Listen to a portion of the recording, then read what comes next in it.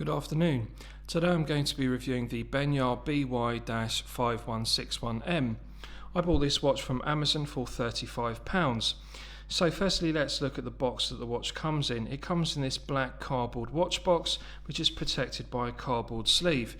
So one removes the cardboard sleeve and inside you can see the cardboard watch box, which is branded with the Benyar logo.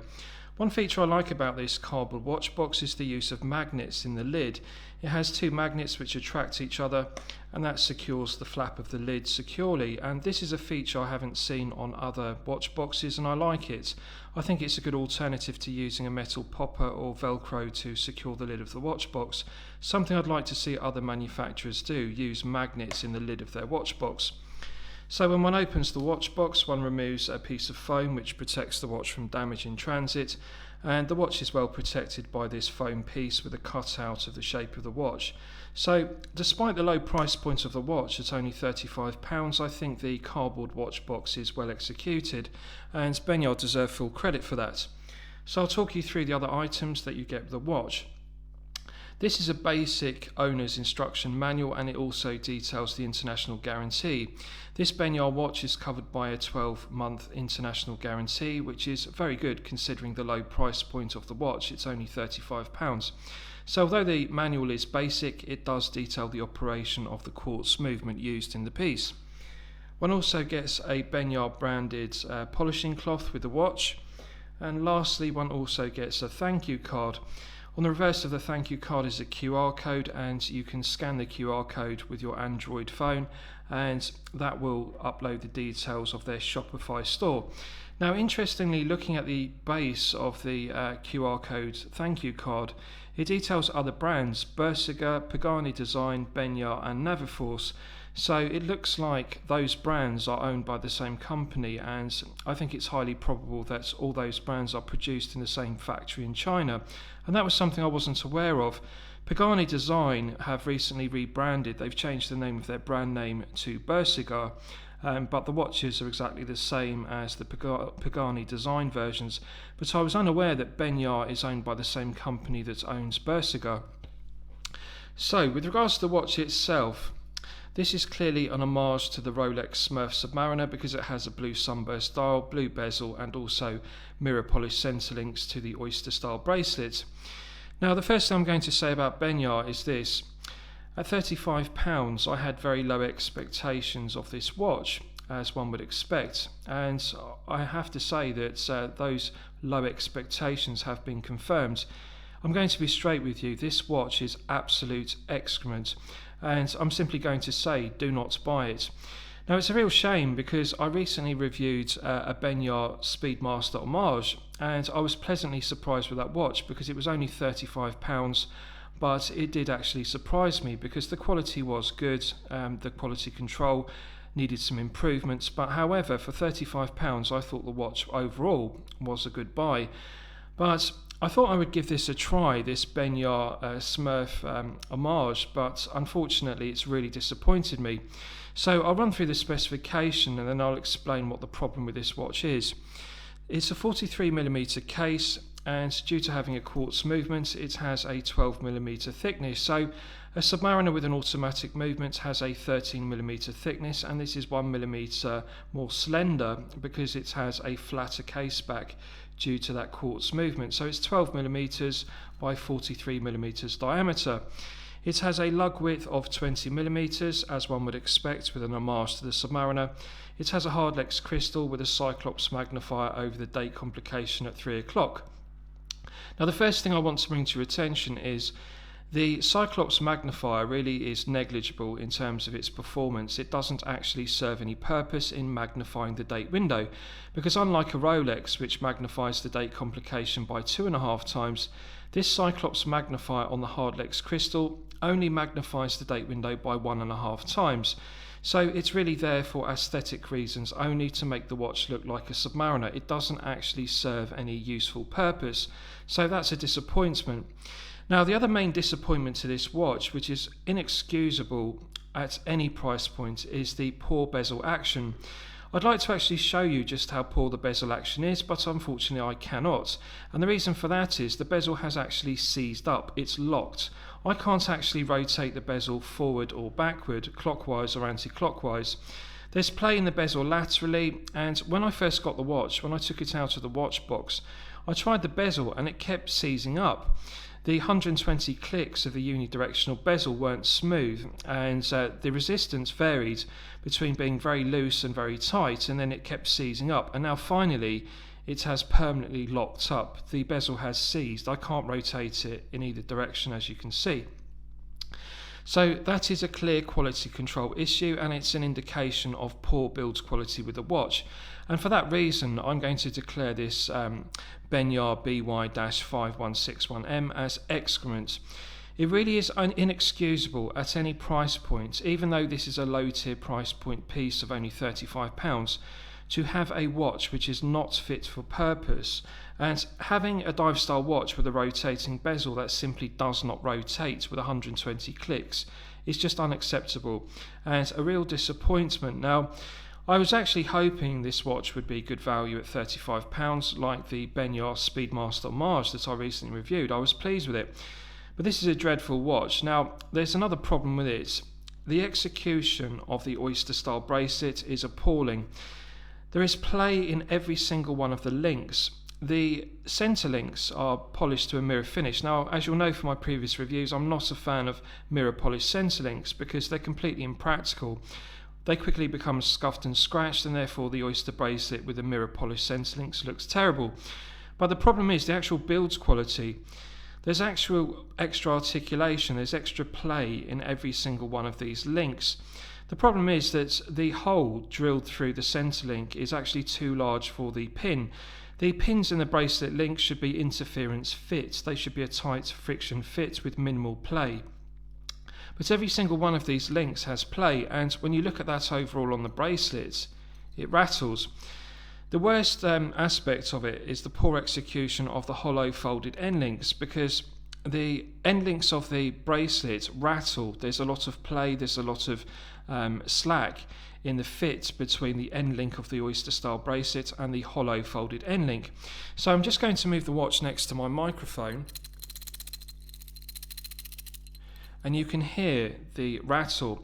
That rattle is caused by the poor fit between the bracelet into the hollow end link, and also all of the play in the holes in the centre links that I've discussed.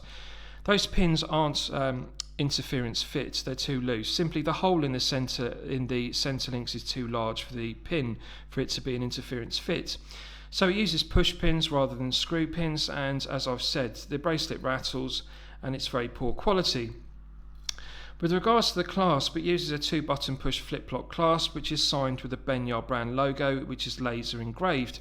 And as one would expect at this low price point, the interior of the flip-lock clasp is disappointing. It's stainless steel, which is satin finish. It's completely unpolished, it's unfinished. So very poor quality. And looking at the interior of the hollow folded end links, they are also very poorly finished and very poor quality. Really bad fits between the end of the oyster style bracelets and also those hollow end links. There's a lot of play. If I show you closely, you can see how they rattle around inside the end link. There's a lot of slack, there's a lot of play, and too much articulation. And that's the case with both of the end links. They're very poorly executed. I'll show you this one as well. You can see the extra play and the articulation. So very sloppy fit. So build quality very poor. Now, with regards to the case back, that's another disappointment. This watch only has 30 meters of water resistance, as one might expect with a low tier piece. It's only £35. But it doesn't have a screw down case back, it's just a pressed on case back, and really one is only going to ever attain 30 meters of a hermetic seal using a push down case back rather than a screw down case back. The case back is mirror polished and it's also laser engraved with the Benyar brand logo. So the other disappointment is that it doesn't have a screw down crown, it has a push pull crown, which again only provides a minimal hermetic seal to 30 meters of water resistance. It's a very poorly executed crown. One pulls and pushes it out and in, but it actually doesn't feel like a good fit inside the case. It doesn't feel like it's got a good hermetic seal. I would doubt the 30-meter water resistance. I really wouldn't be confident taking this watch anywhere near water, to be honest with you. I wouldn't like to even wash my hands with it, because I think that push-pull crown, the O-ring seal inside the crown, would not suffice, and I really think that the hermetic seal would be breached with water ingress. So I don't regard the build quality to be acceptable, even though it's a low tier piece. And really disappointing about the bezel, and really disappointing about the bracelet. So are there any redeeming features? Are there any positives to this watch whatsoever? Because so far I've made the watch to appear excellent, which is what it is. Well, it does use a good movement. It uses the Miyota 2115, and that's a Japanese-made quartz movement, which is very reliable, well proven, and reasonably accurate. The Miyota 2115 has a stated accuracy of plus or minus 20 seconds per month, which is acceptable. So in simple terms, this watch is made in China, but it uses a Japanese-made Miyota movement, which is good quality. Now, the negative to that movement is it's a relatively power-hungry quartz movement. It's supposed to have a maximum battery life of 3 years, but in reality, in real-life situations, the Miyota 2115 has a power-hungry movement that exhausts a battery after 1 to 2 years. Really, the most you're going to get out of a 2115 is 2 years of battery life, so that's something you need to consider.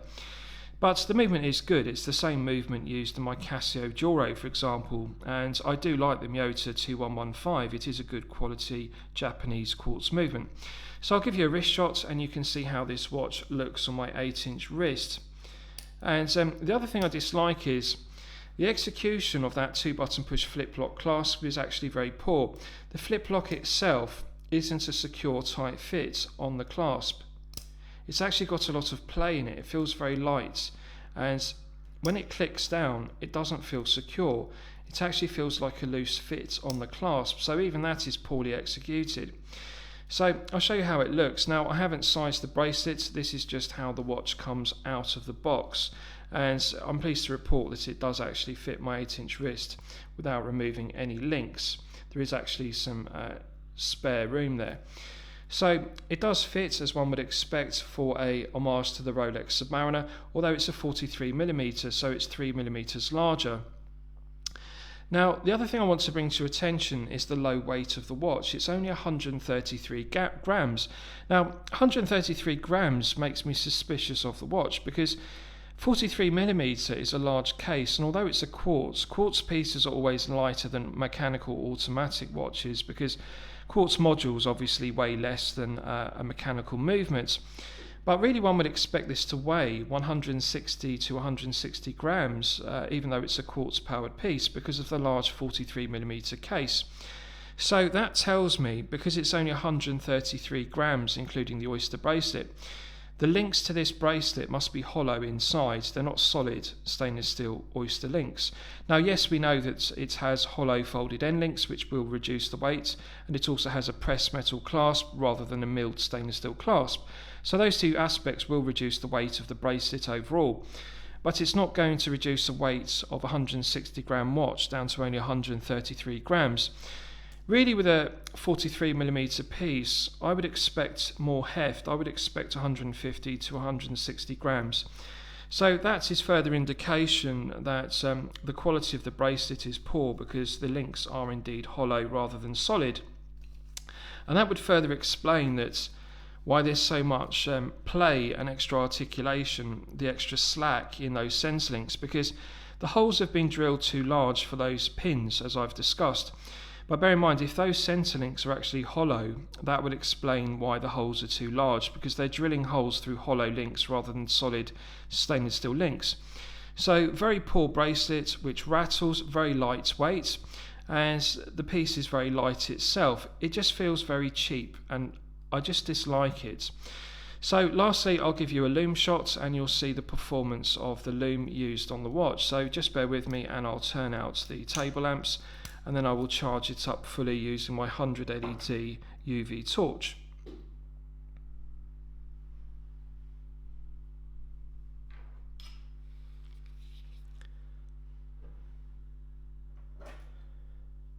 Right, so as you can see, it's already started to glow in a blue tone, but I'm going to charge it up fully using my LED torch. So we'll see what the absolute maximum performance of this Benyar BY-5161M is. Now, I'm not expecting the Lume to perform very well because the rest of the watch is very poor build quality, and obviously it's a low tier price point piece, so one isn't going to expect good quality Lume like Seiko Lume Bright. But we'll give it a try, and as you can see, it's now fully charged. Now, the interesting thing is, if you look at that bezel insert, the Lume pip on the bezel insert is glowing in a green tone, but the Lume on the dial and the hands, on both the Mercedes hands and the applied indices, are glowing in a blue tone, so the Lume doesn't match. The Lume pip is a different colour. Now, it's immediately beginning to fade and fade fast, so I would simply describe the Lume as poor quality, as one would expect. It's very weak Lume, and it doesn't glow very brightly initially, and it is beginning to fade very quickly, so it doesn't hold the charge. It's not emitting a very strong glow, and it really does sum up the watch. The Lume is as poor quality as one would expect. The bezel is not fit for purpose, the bracelet rattles, it's very poor quality, and the Lume is also poor quality. So really the only positive of this watch is the use of the Miyota 2115 quartz movements. That really is a good quality quartz movement, and it's just a shame that it's used in this poor quality Chinese made excrement watch. So really there are no other redeeming features to the watch. It's simply a £35 excrement watch with only 30 meters of water resistance. The Cyclops magnifier only magnifies the date window by 1.5 times. The bezel is seized, it's not fit for purpose, and as I've shown you, the poor quality oyster bracelet rattles. It's just dreadful. So there's nothing I like about the watch. It's a real disappointment, and it's in stark contrast to the Benyar Speedmaster Homage, which I recently reviewed for the same price, for £35. That is a good watch for the money, but I'm going to say to you, do not buy this excrement watch, the Benyar BY-5161M, the Smurf Homage. The watch is dreadful. It really does not merit any further discussion. So I hope you've liked my review of this Benyar watch. Please feel free to post your own comments below the video. Thank you very much.